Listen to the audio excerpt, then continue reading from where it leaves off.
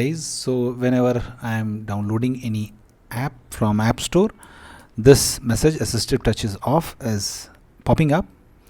So how to fix this issue?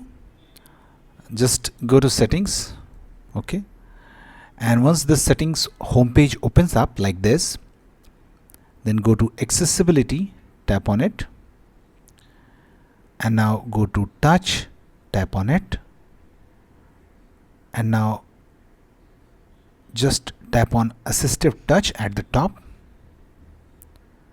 and now scroll down, and here you will find confirm with assistive touch. Just turn it off, okay, and choose use double click, okay, and now the problem will be fixed. So now when you will go to install any app, it will pop up like this. If you double click, okay, and or enter your password, okay, you can easily install it. That's it guys. Please do like the video to support us, and thanks for watching the Geek Page.